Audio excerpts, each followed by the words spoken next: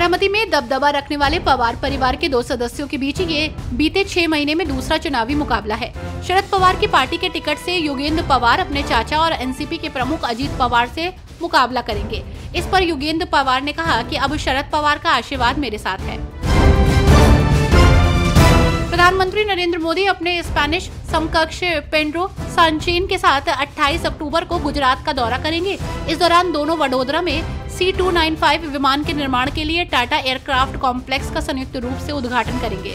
C295 के तहत कुल 56 विमान में से 40 का निर्माण भारत में होगा।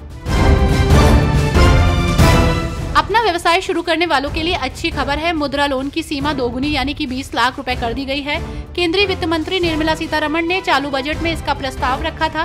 केंद्र सरकार ने शुक्रवार को प्रधानमंत्री मुद्रा योजना के तहत तरुण प्लस श्रेणी को घोषणा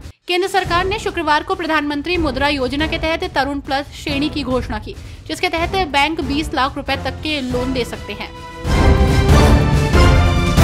आम आदमी पार्टी से राज्यसभा सांसद संजय सिंह ने कहा कि उनकी पार्टी महाराष्ट्र में विधानसभा चुनाव नहीं लड़ेगी, लेकिन पार्टी के राष्ट्रीय संयोजक अरविंद केजरीवाल महाविकास आघाड़ी के लिए प्रचार करेंगे।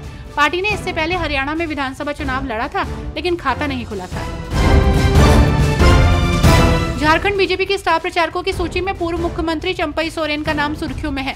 जेएमएम में दूसरे नंबर के नेता रहे चंपई को बीजेपी की लिस्ट में 27वें नंबर पर रखा गया है। चंपई से ऊपर बीजेपी ने झारखंड के 6 नेताओं को रखा है।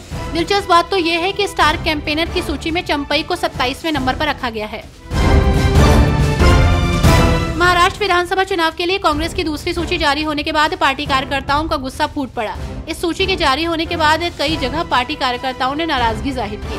उम्मीदवारों के नामों के ऐलान के बाद पूर्व विधायक जगन्नाथ शेट्टी के बेटे ने नाराजगी जताई है। राष्ट्रवादी शरद पवार गुट के प्रदेश अध्यक्ष जयंत पाटिल ने शनिवार को महाराष्ट्र विधानसभा चुनाव के लिए उम्मीदवारों की दूसरी सूची जारी कर दी। दूसरी सूची में कुल 22 उम्मीदवारों की घोषणा की गई है। पहली सूची में एनसीपी शरद पवार गुट के 45 उम्मीदवारों के नाम की घोषणा की गई। इसके बाद एक और लिस्ट सामने आई। मथुरा के गौग्राम में आरएसएस के सरकार्यवाह दत्तात्रेय हौसबाले ने लव जिहाद से लेकर हिंदू एकता पर अपने विचार रखे। मथुरा में आरएसएस की 2 दिवसीय राष्ट्रीय कार्यकारिणी की बैठक के बाद शनिवार को आयोजित प्रेस कॉन्फ्रेंस में सरकार्यवाह दत्तात्रेय हौसबाले ने कहा कि पिछले 4 दिन से आरएसएस चीफ और हम लोग यहाँ हैं। उन्होंने कहा कि कई जगहों से धर्मांतरण के मामले आ रहे हैं। प्रियंका गांधी चुनावी मैदान में उतर रही हैं। वो वायनाड से उपचुनाव लड़ेंगी। उनके सामने बीजेपी की नव्या हरिदास एक टक्कर में है। इस बीच प्रियंका गांधी ने अपने एक्स हैंडल पर वायनाड के लोगों को एक पत्र के जरिए संबोधित किया। वायनाड की जनता को अपना शिक्षक बताया।